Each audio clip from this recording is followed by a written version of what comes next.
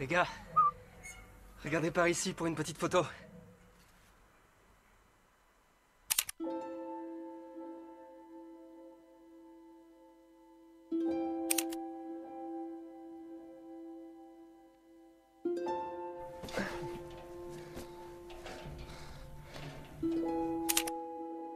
Tintin s'entête à vouloir faire des photos. Comme s'il collectionnait les souvenirs d'un voyage qui aurait une date de retour. Je me demande pour qui seront ces images. Pour nous? Allez, souriez les gars. Moi, je ne les verrai jamais. Allez, on sourit. Elles sont peut-être pour nos familles. Ou pour les personnes qui en ce moment même se souviennent de nous. En regardant des photos qu'elles ont prises de nous dans le passé. Allez, Carlos, regarde-moi. Et quand elles regarderont ces photos, nous revivrons dans leur imaginaire. Parce qu'elles se poseront exactement les mêmes questions que nous aujourd'hui. Tous les trois, serrez-vous. Je vais finir la pellicule. Que leur est-il arrivé? Que nous est-il arrivé? Qui étions-nous dans la montagne? But now we come to a period that I call the battle for identity. Lies my grandma told me. Yeah, superstitious devices. Lies my grandma told me. What? Urban mythological rules. Bubble mice, yeah. Salut les kids et bienvenue dans En attendant Godard, saison 16, épisode 18. Cette semaine, émission gastronomie, sale temps et formalisme. Et depuis, on a vu bien des gens qui jetaient des mots à tout vent et qui discutaient sans parler, qui entendaient sans écouter. Ils composaient des chants que 1000 voix ont reprises et leurs cris couvraient la voie du silence. Eh oui, vous êtes bien dans En attendant Godard, l'émission de cinéma qui est mieux que les autres. Et donc, vous l'aurez peut-être compris via cette citation donc de La Voix du Silence, francisation par notamment Maria Forêt de The Son of Silence de Simon et Garfunkel. Très, très belle version. À ne pas confondre avec une chanson d'innocence de Gérard Lenormand qui reprenait aussi La Voix du Silence, mais en version un peu plus relâchée. Gérard Lenormand, quoi. Donc, nous allons parler de silence, de gens qui ne parlent pas et de malheur à l'occasion donc de la disponibilité sur plateforme uniquement, malheureusement, du dernier film en date de John Woo, Silent Night, sorti sur Amazon et sorti sur Netflix il y a une dizaine de jours. Le nouveau film de Juan Antonio Bayona, Le Cercle des Neiges. Et pour parler de ce jeu au programme autour de cette table, il y a bien évidemment la fine fleur de la critique du Grand Ouest à ma gauche, toujours à ma gauche, dans son plus beau maillot du Stade Rennais Football Club, il y a Thibaut. Bonsoir Thibaut. Salut Thomas, salut à tous. À la mise en son de cette émission, il y a donc Ulysse. Bonsoir Ulysse. Le docteur Erwan n'est pas de nôtre car il est parti sur les routes de Bretagne ou encore prêcher la bonne parole cinéphilique je ne sais où, dans un coin paumé probablement. Et Simon l'Ancien, qui aurait dû être des nôtres pour parler de John Woo, s'excuse d'une absence inopinée, mais il est bien évidemment tout pardonné. Donc voilà, ce sont les forces en présence. Et avant de passer à la section critique de cette émission, quelques nouvelles neuves de tête de ligne. Un seau de merde, docteur. Il m'a jeté un seau de merde en pleine figure. Alors les agendas, pour commencer mon cher Thibaut, alors qu'est-ce que vous pensez de ce début d'année du Stade Rennais Football Club? Bah écoute, c'est très bien. Voilà, 2 victoires d'affilée, ça fait plaisir, hein, Oui, ça remonte le moral. Mais peut-être donc le départ de Matchis, c'est même probable. Hein, ouais. Comment dire C'est pas sérieux, wesh. Voilà, c'est pas sérieux, mais bon, écoute. Au prix, on l'a payé. Bon, ça va, c'était pas trop cher. Il avait un gros salaire, mais bon. Il est triste à Rennes. Oui, voilà, la famille. Apparemment, c'est Florian Maurice qui aurait un peu bullshité. Et j'ai appris qu'il habitait dans mon quartier. Ah oui, c'est vrai. Pas trop loin de chez moi. Bah, du coup, plus je l'ai jamais vu. Bah, du coup, plus maintenant, mais voilà. c'est dommage. Eh bah non, on va se rabattre sur Pierre Lesmelou, qui fait du bon taf depuis le début de saison. C'est quand le prochain match d'Europa League? C'est pas jeudi. Hein. Ça, non. Ah oui, il y a Coupe de France ce week-end. Ah oui, c'est vrai, c'est ça. Voilà. Et Merde, Marseille. Et c'est bientôt, c'est en fin février, je crois. Ouais, bon, bah, très bien. On a hâte de voir la suite. En tout cas, c'est bien. Ça fait une petite reprise quand même en forme pour 2024 parce que bon. Toujours mieux de commencer la semaine avec une victoire du Stade Rennais. Voilà, c'est ça. Parce que bon, disons que la fin d'année était pas terrible. Voilà, donc sinon, agenda cinéma. Demain au Tambour à 18h15, donc 2 films fous. À 18h15, donc ce sera Le Magicien d'Oz de Victor Fleming et de 4 autres metteurs en scène. Classique. Voilà, mais Classique toujours bien à voir et revoir, ça marche toujours. Et à 20h45, film pour le coup vraiment encore plus foufou. Donc House de Kobayashi, dont on avait parlé de un de ses films, The Girl Who Leaps Through Time, il y a quelques semaines. Film absolument taré. C'est incroyable comme truc. Sinon, démarre demain pour une semaine le festival Télérama qui reprend certains de leurs films préférés de l'année dans diverses salles, donc notamment à Rennes, ça sera au TNB et à l'Arvor. Voilà, si vous voulez aller revoir des trucs. Bah, je crois qu'il y a Chien de la Casse et évidemment Anatomie d'une chute. Hein. Bah, pour Chien de la Casse, voilà, ceux qui ne l'ont pas vu, celles et ceux qui ne l'ont pas vu, précipitez-vous pour voir ce merveilleux film néo-rural, post-teen movie, ce que vous voulez, et pour voir un casting top. Exactement. Alors là, j'ai vu un flyer qui traînait, c'est le 3 et 4 février, c'est le Cinétique, 13e festival de films positifs. Alors là, ça... à ne pas confondre avec la revue. Non, exactement. Alors, 13e festival, j'en avais jamais entendu parler. C'est à Noyal-Châtillon-sur-Sèche. Donc, il y a plusieurs films sur 2 jours de films positifs, dont j'en ai entendu parler de strictement aucun. Peut-être que toi, ça te parle, Thibaut, des films positifs, des films joyeux. Non, hein, mais bref, pourquoi pas. Écoutez, ça va nous changer par les temps qui courent.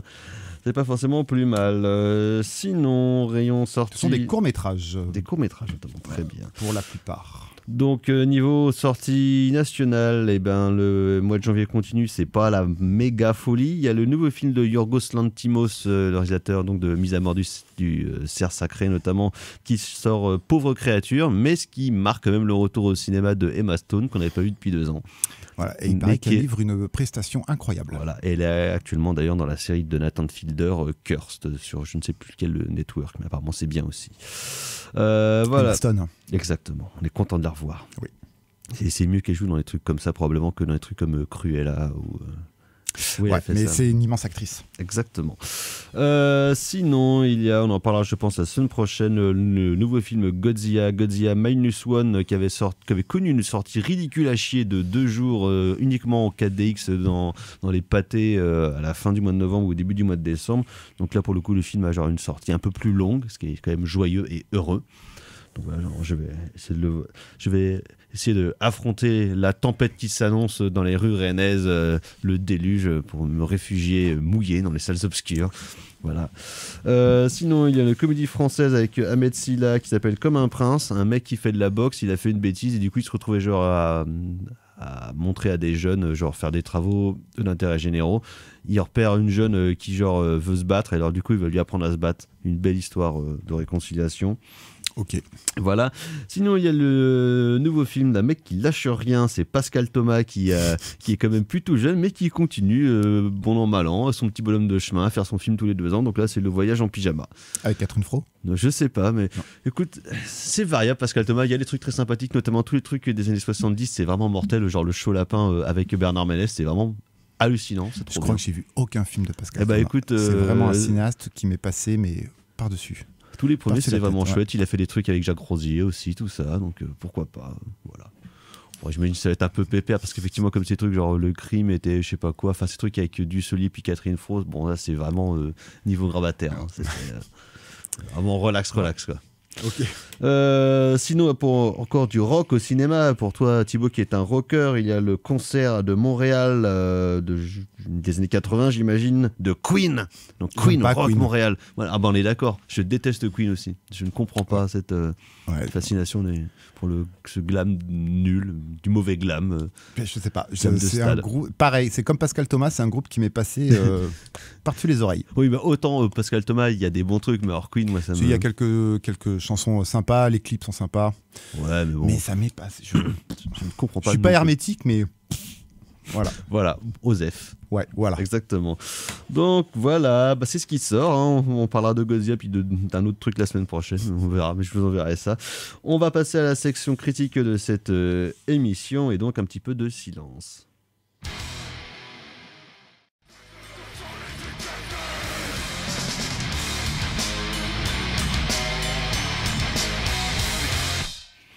En attendant Godard sur Skylab, et donc c'était bien évidemment Napalm Death avec Silence is Deafening. Car de silence assourdissant, il en est question à l'occasion de la disponibilité sur plateforme sur Amazon Prime à la fin de l'année dernière, donc de Silent Night, nouveau et dernier long métrage en date de John Woo, donc qui signe son retour dans une production américaine, 20 ans pile poil après son dernier film américain, donc Paycheck, qui a été dénigré la semaine dernière par le Dr. Erwan, mais qui n'est pas là, donc nous allons pouvoir en dire du bien, parce que ayant revu le film la semaine dernière, c'est quand même pas si mal que ça. Mais oui. Il y a plein de trucs très très chouettes dedans. Et donc, occasion donc, de parler du film et de revenir un petit peu sur la carrière de John Woo, parce qu'effectivement, on n'a jamais eu l'occasion, je crois, de pleinement en parler de John Woo dans cette émission, excepté peut-être à l'occasion de nos émissions sur Choyark, parce que donc, ils ont beaucoup travaillé ensemble à l'époque où John Woo tournait à Hong Kong. Mais donc, John Woo, évidemment, des plus grands réalisateurs à œuvrer à Hong Kong, alors que c'est un réalisateur pour le coup né en Chine continentale, mais qui a fait une grande partie de sa carrière, en tout cas les films qui ont fait sa légende donc à Hong Kong, que ce soit les deux premiers, À toute épreuve, non pas tout, le syndicat du crime, À toute épreuve, The Killer, Une balle dans la tête. Donc voilà, quand même des films pas tout mal. Et comme tous les metteurs en scène hongkongais au début des années 90, avec le spectre de la rétrocession qui s'annonçait, comme Ringo Lam, comme Keor Kong et comme après Choyark, donc il est parti tourner aux États-Unis. Et comme tout le monde, le bisutage consistait à tourner avec Jean-Claude Van Damme, avec qui il fera Chasse à l'homme, qui est quand même vachement cool. Mais oui. Et c'est 40 000 œillades, et voilà. Mais oui, c'est super, Chasse à l'homme. Ça, c'est un film à réhabiliter absolument. Avec l'oncle du oui. Et puis alors, Jean-Claude qui a un mulet magnifique. Voilà. Donc après, il nous fera Broken Arrow avec Christian Slater et John Travolta, qui est moyen. Et avant de faire son opus magnum, peut-être, Volte-Face, Face Off, oui. Un sommet de cabotinage formel et actoral. Oui, mais un film qui marque la rétine au final, parce que tout le monde s'en souvient. Je te rappelle de plein de trucs où il avait importé toutes ces figures de style, justement, qu'on retrouvera donc dans Silent Night, ces figures de style presque jusqu'à la parodie, les ralentis, les colombes, les mecs qui ont deux flingues et qui descendent une rampe. Il y a Mission Impossible 2. Ah oui, alors après... En termes d'autoparodie, d'autoparodie, d'autocitation, donc Mission Impossible 2, qui est clairement pas mon préféré. Non. Et il y a un point commun pour le coup entre Mission Impossible 2 et Paycheck. Uma Thurman et Tom Cruise, dans les deux films, ils ont une peau dégueulasse. Mais vraiment, ils ont un maquillage à chier. J'étais halluciné. Pourquoi est-ce qu'il veut les enlaidir comme ça ? Est-ce que c'est volontaire ? Est-ce que c'est genre un coup des maquilleurs des stars qui se sont dit qu'ils voulaient être comme ça? Mais ça m'a vraiment marqué quand j'ai revu Paycheck la semaine dernière. Je me suis dit putain, mais Uma Thurman elle est maquillée n'importe comment, et Tom Cruise dans le 2, ça m'a toujours choqué. Alors la coupe de cheveux. Ouais, la coupe de cheveux, les cheveux mi-longs, je suis moins fan. Je préfère que Tom ait les cheveux plus courts. Ouais. Sur le thème repris par Limp Bizkit, sommet de vulgarité. Ah ouais, et aussi Metallica dans la BO, qui est bien dégueulasse. Hein. Et oui. Ouais, pour le coup, c'est vrai que je l'avais revu l'année dernière. C'est clairement dans le bas du classement. Hein. Ouais, mais ça reste quand même super, quoi. Il y a les trucs très bien, mais c'est globalement quand même pas terrible. C'est un des moins bons de Mission Même Impossible. Anthony Hopkins n'est pas crédité dans le film, alors que pourtant il n'est pas à une merde près, hein, Anthony Hopkins. Hein. C'est quand même dire. Et donc son aventure américaine se conclura avec deux films, donc Paycheck en 2003, mais avant il fera donc Wind Talkers, Les Messagers du Vent, super film, qui est un très beau film, notamment dans son Director's Cut, qui est plus long d'une vingtaine de minutes, qui est un très beau, qui n'est pas un film de guerre, mais qui est un film de soldats, justement, qui est un très beau film, dans lequel John Woo pouvait laisser libre cours à ses penchant symbolique catholique, on va dire, symbolique catholique, parce que donc John Woo est un réalisateur catholique, et évidemment c'est quelque chose qui traverse sa filmographie, à la fois dans des figures formelles, dans de la symbolique, et dans des formes de personnages récurrents dans leur parcours vers la rédemption, ou la question du doute, évidemment, qui va traverser tous ces personnages-là. Et donc après Paycheck, John Woo revient en Chine continentale pour faire notamment un très grand film, donc qui est Les Trois Royaumes, où il revient au film historique, au film de sabre. C'est absolument merveilleux, avec des scènes de bataille et de stratégie absolument hallucinantes. J'ai eu le bonheur de voir la version longue en salle, c'était un plaisir indicible, et qui montrait qu'effectivement John Woo, quand on lui donnait les moyens et quand on le laissait faire justement, pouvait montrer qu'il était encore un des très, très grands metteurs en scène, pas uniquement d'action, mais des très grands, on va dire, narrateurs finalement de films épiques et puis romanesques. S'en suivra donc 2 autres films, un film en 2 parties, un film catastrophe qui s'appelle The Crossing, qui a été un peu abusivement vendu comme le Titanic chinois, même si évidemment c'est un peu plus compliqué que ça, film assez inégal mais qui contient encore de très très belles choses, notamment dans le 2e film où il y a des choses vraiment impressionnantes. Et s'en suivra donc il y a 3 ou 4 ans Manhunt, film d'action aussi, mais film pour le coup assez raté, assez mal géré, notamment on va dire dans la direction d'acteurs qui pour le coup était clairement pas au niveau, entre des acteurs coréens, des acteurs japonais et des acteurs chinois qui jouaient clairement pas sur le même niveau, ou alors ils essayaient de mêler tout ça et pour le coup ça marchait vraiment pas, et même en termes d'action c'était un peu sobre et un peu mou.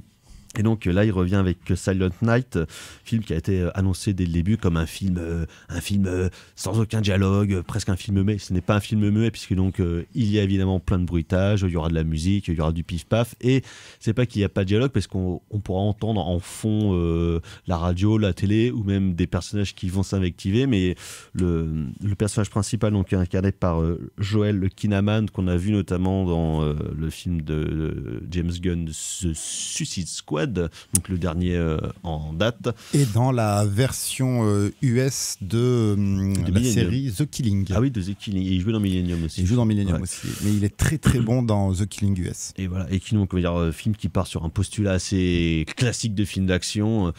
Un mec va se venger parce que son fils a été buté lors d'un drive-by shooting dans les rues de Los Angeles, et donc il n'est pas content, il va partir à la recherche des méchants. Un des méchants lui tire dessus, il pense qu'il est mort, en fait non, il n'est pas mort, il est juste salement blessé et il a genre une balle dans la gorge, ce qui fait qu'il ne peut plus parler.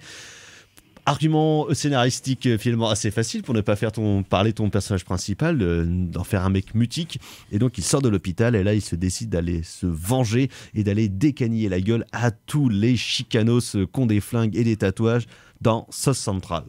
Un scénario de Steven Seagalien. Exactement. Donc, un postulat Steven Seagalien. Ouais, exactement, une sécheresse, on va dire, bienvenue pour le coup, et ce qui permet donc à John Woo de faire un véritable exercice de style, puisque donc on va dire que la portion dialoguesque sera superflue, même s'il va encore faire quand même quelques scènes, on va dire, de romance ou sentimentales, qui sont pas les scènes clairement qui fonctionnent le plus, ouais.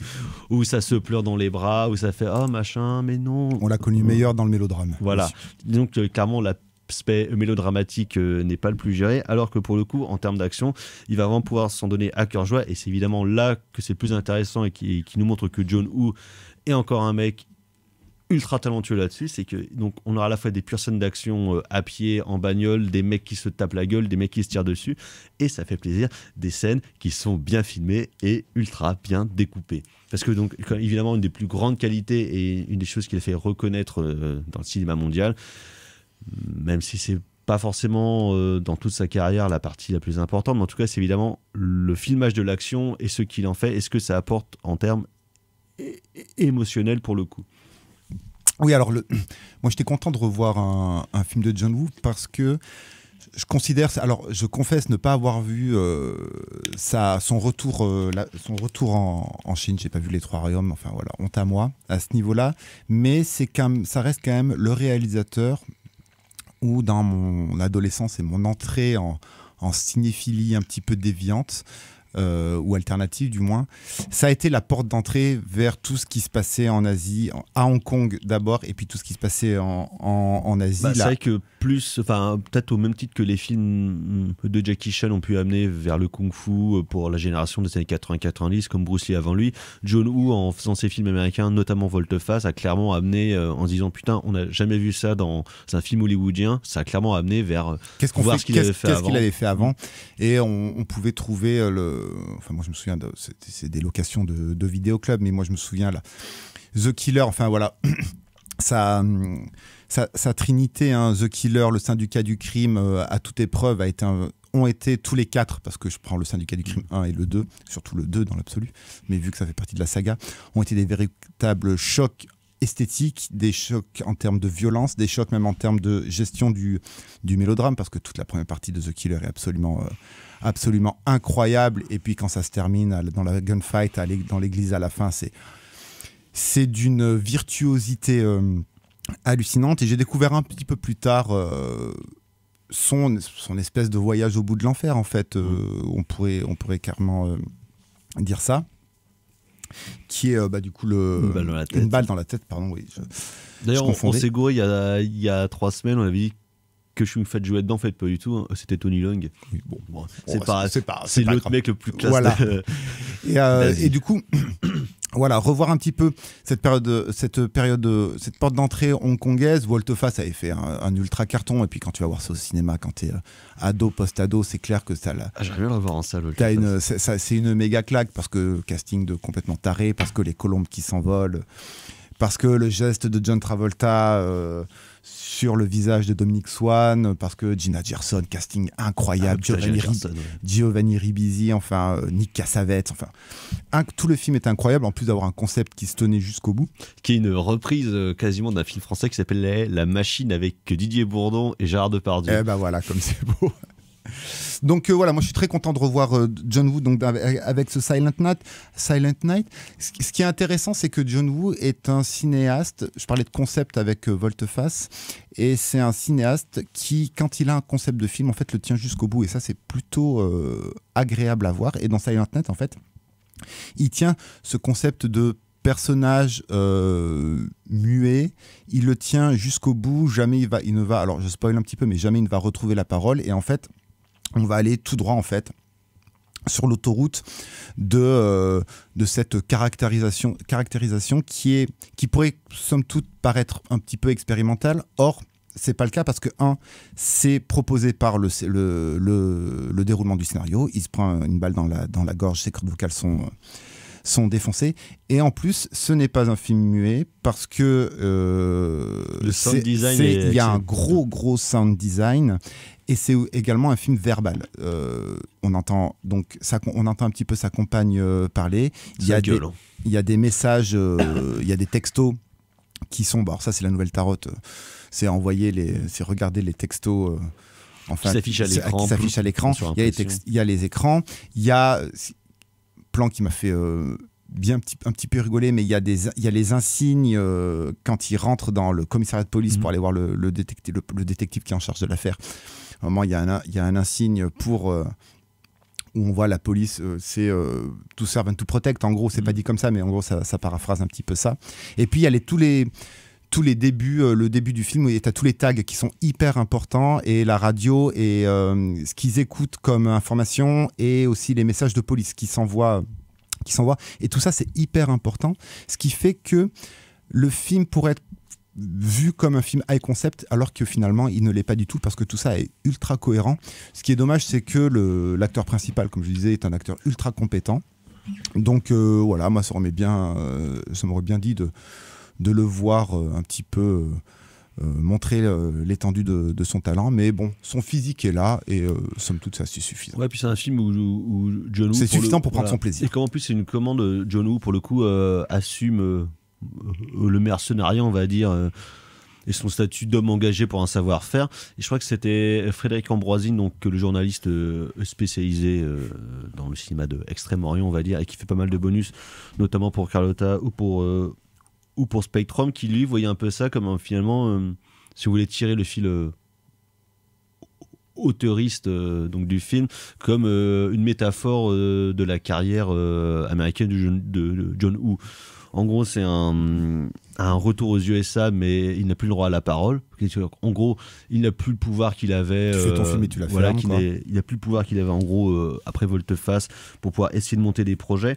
Où finalement, du coup, comme il n'a plus le droit à la parole, il n'y a que ce pourquoi il est connu aux USA qui compte, c'est-à-dire l'action.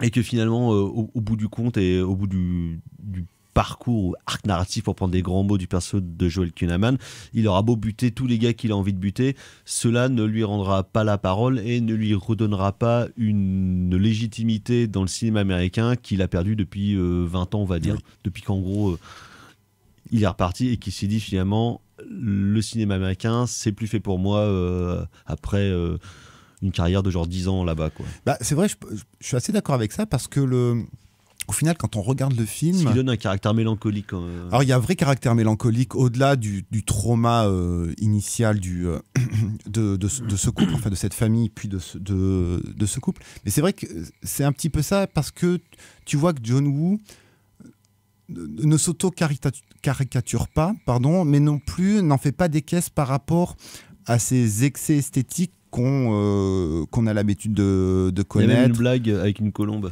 Alors, avec un oiseau, il y a une blague avec une...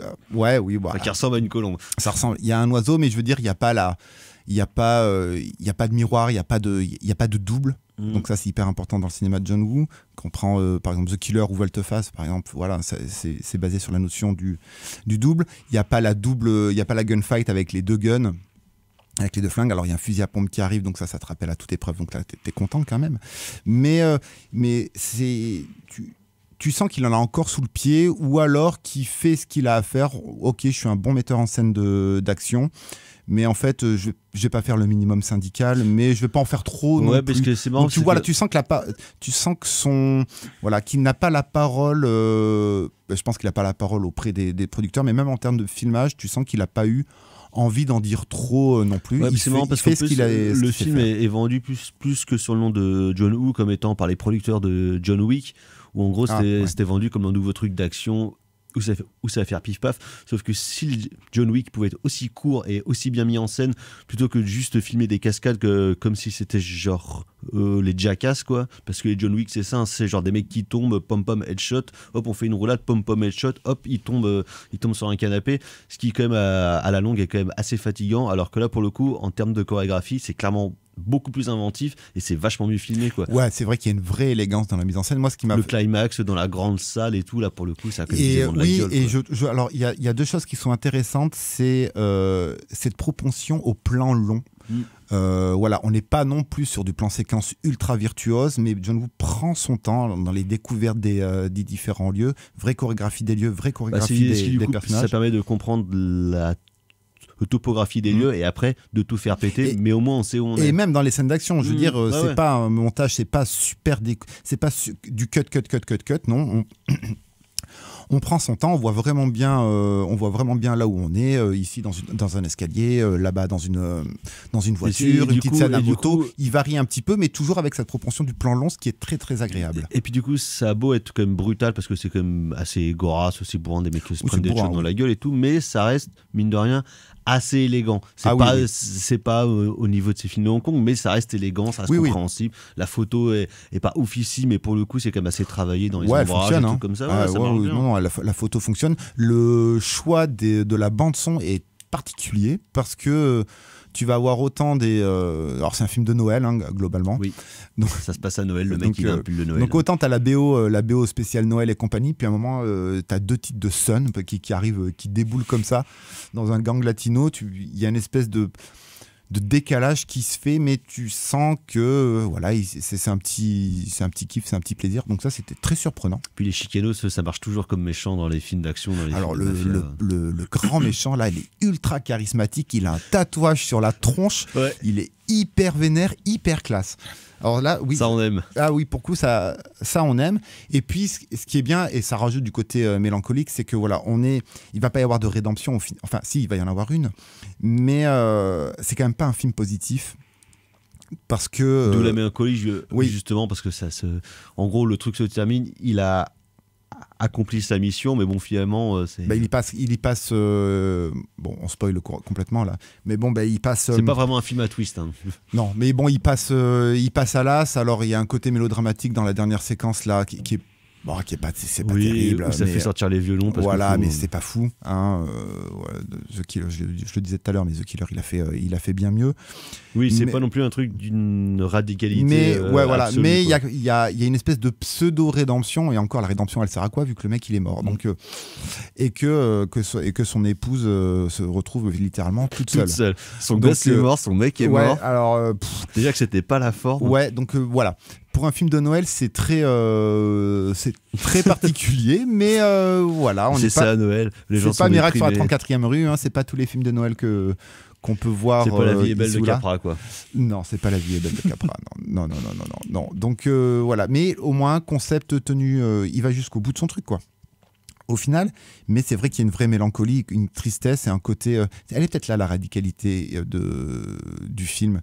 C'est dans ce côté, en fait, tout est fichu et en fait, on s'en fout et puis on y va, on lâche les chevaux.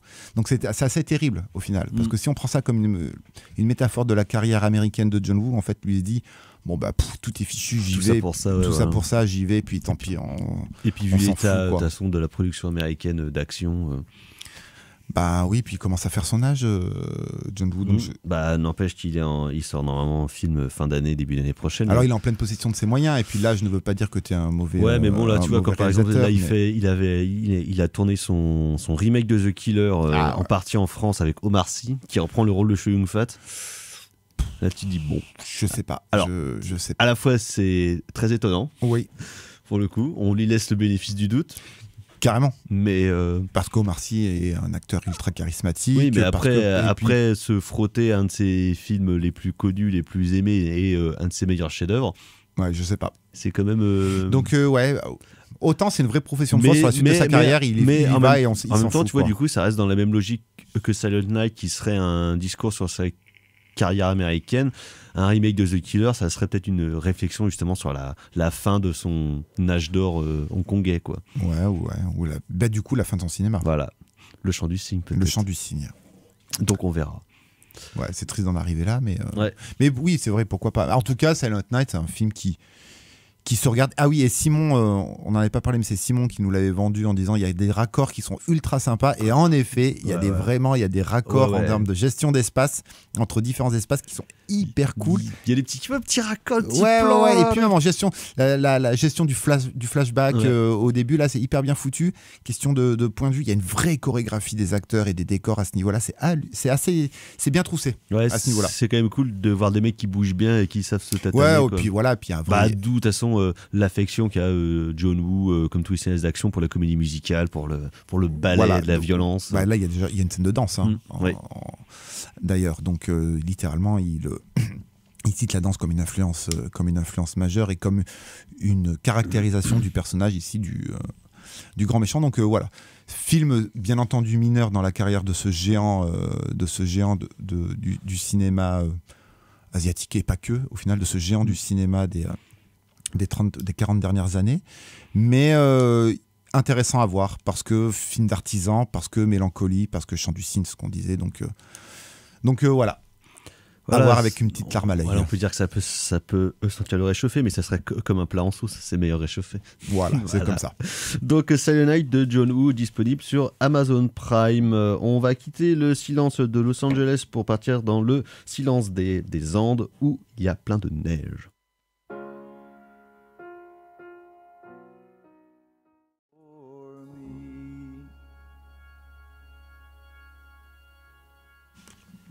En attendant Godard sur Syllab, et donc c'était l'immense Tons Van Zandt avec Snow Don't Fall. Et de neige, pourtant, il en tombe dans le nouveau film de Juan Antonio Bayona, Le Cercle des Neiges, a.k.a. La Sociedad de la Nieve. Très intéressant. Voilà, là c'est le terme sociedad qui est intéressant. D'ailleurs, la traduction française est un peu légère, on va dire. Ouais, voilà, un peu bancale. Donc, based on a true story, adapté déjà plusieurs fois au cinéma, notamment en 1993 dans les films de Frank Marshall, Les Survivants, dont je regarde un souvenir agréable. Ouais. Avec Ethan Hawke tout jeune, tout ça, et qui donc basé sur une histoire vraie, où en 1972 des joueurs de rugby uruguayens, des petits jeunes d'une vingtaine d'années en moyenne, enfin 20-25 ans on va dire, donc font un périple par avion jusqu'au Pérou.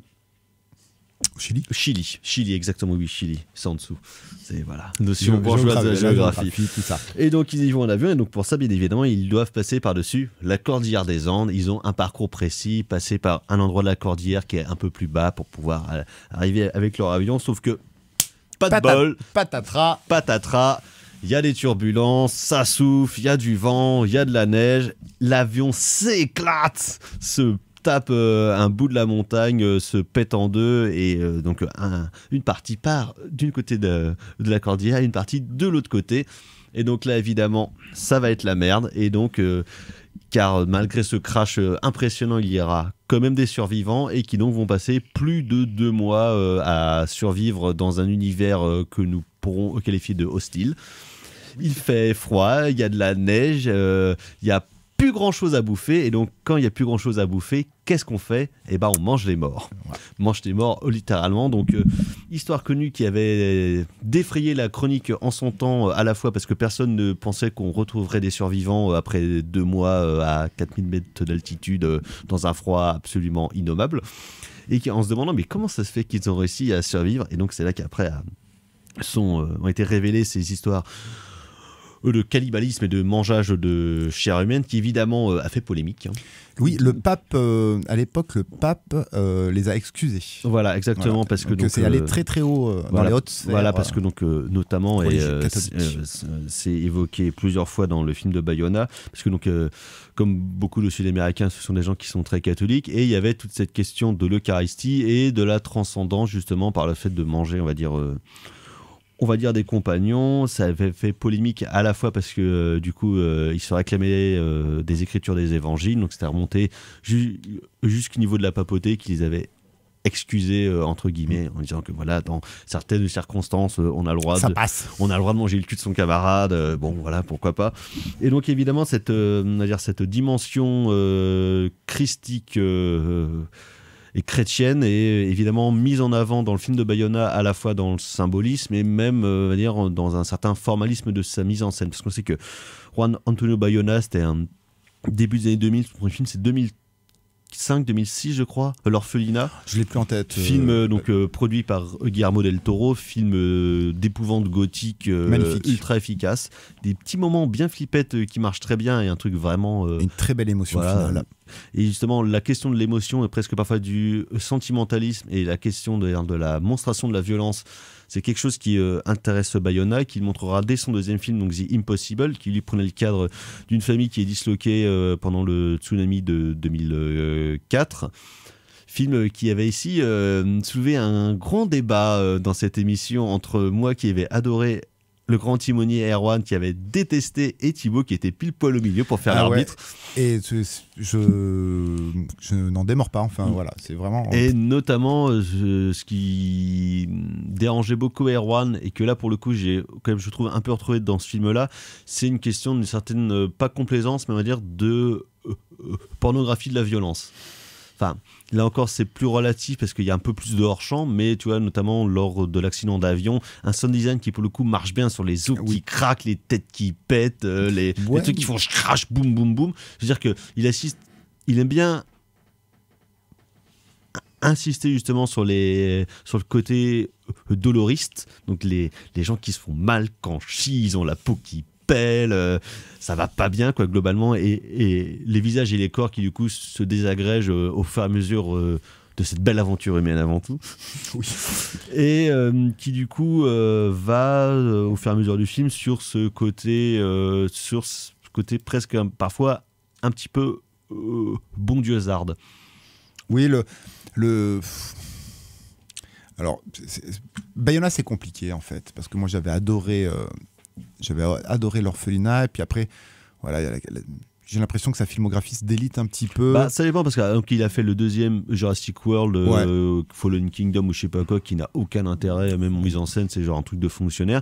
Mais après le film qu'il avait fait après, quelques minutes après minuit, film de monstre, on va dire, qui était pour le coup un très beau film où il revenait à des choses un peu plus intimistes, mais où sa mise en scène, je trouve, fonctionnait très bien dans le cadre de son histoire de conte cruel, on va dire. Ouais. Là, comment dire ? Moi, il y a des choses. Alors, il y a vraiment des choses que j'ai vraiment appréciées dans le film, d'autres qui m'ont un petit peu chafouiné. Enfin, laissé froid. De quoi ? Et qui t'ont un peu laissé froid. Ouais, non, qui m'ont un peu chafouiné. Enfin, dans le sens où il en faisait un petit peu trop. On sait que Bayona et adepte recherche l'émotion, bien entendu, et je trouve que il tire trop sur la corde, notamment à la fin, même si, pour être honnête, j'ai lâché ma petite larme parce que quand même c'est quand même une grande aventure mais humaine. Tu vois, par exemple, en termes de mise en scène ou en termes de question de la gestion de l'émotion, pour le coup, c'est vraiment entre guillemets le fils de ses pères, parce que deux cinéastes auxquels j'ai beaucoup pensé, c'est Guillermo del Toro évidemment et Alejandro González Iñárritu, ou sur le côté un peu parfois performatif de la mise en scène, ou sur le côté vraiment d'appuyer sur des trucs émotionnels qui auraient parfois demandé un peu plus de retenue, voilà, peut-être. Oui, ouais. Oui, quand tu parles d'Iñárritu, peut-être 21 grammes. Mais c'est vrai que le film, dans l'absolu, alors le film est long, hein, il fait quasi 2h30 à 2h20. Mais il y a 10 minutes de générique. Ouais, donc 2h15. Non, 2h15, c'est vrai. Mais je trouve qu'il y a des choses qui sont très intéressantes. Alors, j'écarte toute la première partie où on les voit avant qu'il décolle, avant qu'il décolle, machin truc. La création du groupe, la synergie. Même si ça a une importance quand même, parce que comme tu le dis, création du groupe. On fait un sport ici, donc le rugby, mais c'est un sport collectif. Chacun a sa place, chacun son poste, selon ses envies et surtout ses capacités, ses possibilités. Donc ça, c'est quelque chose qui est intéressant. Parce que ça va se retrouver un petit peu dans le côté survival du film après. Mais je trouve qu'en fait cette première partie est un petit peu longuette, les adieux sont un peu chiants, donc passons. Mais après toute la séquence qui se passe après le crash, je trouve qu'elle est hyper intéressante parce que vraiment il va aller au cœur de l'intime et je pense que ça c'est moi je retrouve ici le Bayona de l'orphelinat. On va pas faire des grandes effusions avec un scope tonitruant, avec des plans larges perdus dans la montagne. Au final, ici, il y en a très très peu. Il y a quelques gros plans pour montrer l'immensité, notamment le fait que l'avion, quand ils sont genre à 300 mètres de la carcasse, en fait, il ne la voit plus. Donc évidemment, du ciel, on pourra pas la voir. Mais du coup, en termes de filmage, en termes de mise en scène, c'est un film qui est pour le coup très focalisé sur des gros plans. Voilà, donc ça c'est hyper intéressant parce qu'il veut rentrer vraiment dans l'intime de ces personnages, comment une nouvelle société se construit en milieu hostile, comment tous les dilemmes, les dilemmes physiques et les dilemmes moraux du coup les dilemmes religieux qui les accompagnent. Donc ça, je trouve ça hyper intéressant. Et au final, il va commencer à un petit peu aérer, tout ça est très logique, il va commencer à aérer un petit peu sa mise en scène quand 3 personnages, puis 2 vont commencer à partir, vont se dire au bout d'un moment, c'est bon, 2 mois, la colonie de vacances c'est terminé. Maintenant, il faut vraiment essayer de retrouver quelqu'un. Il y a un premier voyage pour aller à la recherche de l'autre partie de l'avion, pour voir s'il n'y a pas des survivants ou même genre des trucs à grailler. Alors ce qu'ils trouvent principalement, c'est genre des clopes, parce que qu'est-ce qu'ils fument dans le film quand même. Ah oui, grave. Ils n'arrêtent pas de fumer, mais il n'y en a pas un qui est capable d'utiliser un briquet pour faire chauffer de la viande. C'est pas faux. Incroyable ça quand même. Mais donc à un moment donné, il y a des mecs qui vont partir loin pour essayer de trouver quelque chose. Donc là, je trouve que la mise en scène un petit peu s'aère à ce niveau-là. Elle s'aère d'autant plus que Bayona, et ça on ne l'avait pas, il me semble, dans le film de Frank Marshall. Alors je dis ça dans des souvenirs, mais très très lointains. Pour le coup, mais tout le côté journaliste. Il y a un plan qui est incroyable dans le film, c'est quand les journalistes arrivent en fait finalement quasi avant les secours. Donc je trouve que c'est intéressant cette gestion de la mise en scène entre l'intime et un côté un petit peu plus aéré quand ils vont finalement arriver à sortir un petit peu du merdier dans lequel ils sont. Je trouve que tout ça est très logique. Même la question du cannibalisme, il y a pas de spoil, hein, tout le monde connaît l'histoire. Je trouve qu'elle est plutôt bien gérée parce qu'on va pas les voir en train de dévorer de dévorer vraiment. On n'est pas chez Georges Romero, hein, à ce niveau-là. Mais voilà, ils vont toujours être. Mais c'est pas Cannibal Holocaust. Oui, parce que effectivement, je disais, il y a le côté doloriste où on verra les bombes qui craquent, les mecs qui en chient et tout.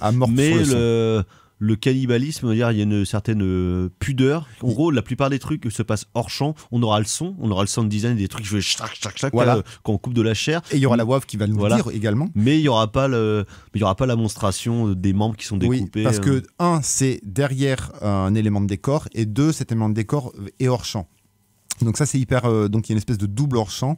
Donc ça c'est hyper intéressant. Et puis on voit comment une société se construit. Et ce que je trouve très beau dans le film, c'est que on n'est pas dans Sa Majesté des Mouches où il va y avoir un moment, la société va se déliter parce que il va y avoir des velléités, on va dire totalitaires. De certains membres du groupe. Ici, non, on est vraiment soudés, on reste vraiment, le groupe reste vraiment une équipe, et ça, je trouve que c'est comme en plus, ils sont de moins en moins, parce qu'il y a évidemment d'autres mecs qui meurent parce qu'ils se tapent une avalanche, parce que genre il fait froid. Et... Mais voilà, donc il y a c'est très très beau, mais je trouve que l'émotion, quand je disais que l'émotion était trop palpable sur la fin, là ça me revient en tête, mais musicalement par exemple, ouais, il y a des violons qui sont ça sort un petit peu. Et puis même quand certains membres de l'équipe meurent, en fait, on en rebalance une couche. Je pense notamment à ce couple où il dit voilà, j'ai écrasé la cage thoracique de ma femme, c'est ma faute, machin, un truc. Donc là, voilà, le côté, voilà, le côté doloriste revient un petit peu ici. Je trouve que voilà, il surcharge un petit peu l'émotion dans certains moments, et puis surtout au final, ce qui m'a pas dérangé, hein, parce que voilà, ça reste quand même inouï ce qui s'est passé, et que bien entendu il y a une petite larme qui peut vaciller, mais voilà, il y a le côté too much en fait est un peu pas pénible, mais bon, questionne en fait. Mais connaissant Bayona, au final, c'est pas surprenant dans l'absolu. C'est peut-être pour ça que j'aime aussi son cinéma, c'est parce qu'il en fait des ultra caisses. À chaque fois, je me dis ah putain, il est chiant à faire ça. Et au final, le film reste parce qu'il y a des images qui sont ultra puissantes, parce que c'est un technicien qui est hors pair, parce qu'il est respectueux. Mais ça appuie beaucoup sur le mélodrame. Ouais. Mais c'est vrai que pour le coup, il a le bon goût, on va dire, de ne pas tomber dans la complaisance de la violence. Non, voilà. Celui-là. Parce qu'il est respectueux de ses personnages, parce qu'on sait que c'est un cinéaste qui est respectueux de son équipe technique. Donc il y a cette question du respect qui est hyper parce que pour importante. le coup, avec un pitch comme ça, tu pourrais faire un vrai film bis. C'est incroyable. C'est même bizarre que les Italiens l'aient pas fait dans les années 80, ça. Oui, c'est clair. Au lieu de faire des films dans la jungle. Bruno Mattei, qu'est-ce que t'as fait là? Voilà. Qu'est-ce que c'est que cette affaire? Au lieu de tourner des films de cannibales dans la banlieue romaine, là. Voilà, là, mais tu me pètes un avion. Peut-être qu'il aimait pas la neige, hein, Bruno. Voilà, en haut de l'Etna, là, et puis tu me fais un truc là, et puis voilà. Non, mais voilà, le film est. En fait, c'est un petit peu comme The Impossible. C'est un film un peu coussi-coussa où il y a vraiment des très belles choses. Tu parlais du sound design, vraiment là, c'est vraiment quelque chose de très impressionnant. Le crash est très impressionnant. Le crash, moi, ça m'a fait penser à The Grey de Joe Carnahan. Où au début du film aussi, il y a ça, sauf que le mec qui se pète la gueule, mais en Alaska. Ou en termes de sensibilité dans la mise en scène, il y a un peu de ça aussi, parce que tu restes dans l'avion, tu restes dans la carlingue, tu as pareil un sound design qui englobe. Et puis après les mecs qui se retrouvent genre ah putain ça fait froid, il y a les loups. Mais voilà, donc on parlait d'élégance avec John Woo, il y a aussi ici des vrais moments d'élégance qui sont contrebalancés par des moments émotionnels un petit peu que dramatiquement ça tient, parce que en gros à part de la neige il y a rien. C'est-à-dire, ils ont pas genre des bêtes qui vont venir, un mec dans le groupe qui va péter les plombs. C'est quand même un film concept, dans l'absolu aussi. C'est quand même un film high concept. Enfin, ça reste quand même un truc tellement improbable que oui, ça reste un film high concept, et qui le tient, parce que le film qui fait quand même 2h15, enfin, il y a 2h15 d'images plus 10 minutes de générique, mais ça se tient. Et puis voilà, puis assis au générique de fin aussi, sur le côté too much émotionnel là, ça m'énerve les archives, tout ça, les vrais mettre ça me saoule moi ça à chaque fois. Les photos des personnages réels, enfin des personnes réelles, ce générique de fin pour appuyer le fait que c'est based on a true story. Ouais, ça m'énerve un peu. Mais ça se fait pas mal en plus, parce que Clint faisait ceci aussi, par exemple dans Sully. Oui, mais il y avait Michael Bay dans Pain and Gain, tu vois, des trucs comme ça. Non, mais il y en a Carnet de voyage de Walter Salles, il fait ça aussi. Ça c'est bien de la merde, ça. Faudrait que je le revoie, je l'ai pas vu depuis bien longtemps. Putain, mais bon voilà, mais ça reste quand même un film techniquement hyper tenu, parce que voilà, il y a une carlingue, de la neige et pourtant, des gens. Dieu sait que j'aime pas la neige. Hein. Ouais, moi non plus. J'aime bien les Andes, mais j'aime pas la neige. Donc ça reste quand même de la belle ouvrage, et oui, j'encourage les gens à regarder le film. On passe quand même un bon moment dans l'absolu. Voilà, il y a aussi un très beau rythme. Hein. Enfin voilà, ça passe très bien. Donc le Cercle des Neiges de Juan Antonio Bayona, actuellement sur Netflix. On va passer au coup de cœur. Tout à coup, Jean-Michel Mimosé. C'est de la merde. C'est de la merde. Je voudrais que tout le monde s'imprègne. Merde. Tout le monde s'imprègne de cette. C'est vraiment la plus grande merde des merdes. Les coups de cœur, carrément Fleuret. Alors moi, mon coup de cœur, ça sera La Isla Minima de je ne sais plus qui. Alberto Rodriguez. Voilà, parfait. Sur carton en Espagne au moment de sa sortie. Il a eu, je sais pas combien. Il y a 10 ans déjà, 2014. Ah putain. Il a eu, je sais pas combien de Goya. Polar mystique dans la campagne andalouse, pas très loin de Malaga. Film qui m'a fait penser, je ne sais pas pourquoi, je crois que c'est un peu le côté mystique, il y a des éléments de fantastique ça m'a fait penser à True Detective saison 1. Qui a 10 ans aussi. Qui a 10 ans, voilà. Donc, comme quoi il y avait un mood. Ouais. Réalisation incroyable, casting qui après a incroyable. fait un film absolument mortel, L'homme aux 1000 visages, qui était sorti 2-3 ans après, plus polar politique, hyper bien. Et ben voilà, c'est disponible en ce moment sur la plateforme de France Télévisions. Donc je vous encourage à regarder ce film, cette plongée dans la campagne et dans la saloperie des hommes en puis c'était bien, c'était pas mal dans la mouvance des polars espagnols des années 2010 qui pour le coup sont bien vénères et bien secs, où ils avaient amorcé et avec un sous-texte à la fin, le sous-texte sous le franquisme est pas glaçant mais très ambigu, et c'est un vrai beau plaisir. Très bien, alors moi ce sera 2 choses. J'ai revu la semaine dernière Iron Monkey de Yuen Woo-ping, produit par Choyark, qui est je pense un des premiers films de kung-fu et de wuxia que j'ai vu. Ce qui est absolument formidable, des bastons incroyables, des idées, mais le truc c'est un manga. J'ai pris un plaisir incommensurable à revoir ça. Et autre film de bagarre, mais dans un genre différent, que j'ai revu, je sais pas pourquoi, à ce moment je suis dans un petit mood Bud Spencer et Terence Hill. Et maintenant on l'appelle Plata, qui est peut-être un de leurs meilleurs films, qui suivait les Trinitas, sauf que là ça se passe en Amérique du Sud et ils sont pilotes d'avion. Ah bah voilà. Toujours feel good, c'est la bagarre, on rigole bien, on fait des bonnes blagues, les méchants c'est vraiment des salauds de méchants de riches, et nos héros qui sont un peu des marlous sont en fait super cool, et ça se passe toujours super bien, c'est super drôle. C'est vraiment les feel good movies qu'il nous faut. C'est formidable. C'est du vrai buddy movie. Ouais. Quel plaisir, Bud Spencer et Terence Hill, voilà. C'est bien, c'est ça l'esprit pour démarrer sur des chapeaux de roue cette nouvelle année.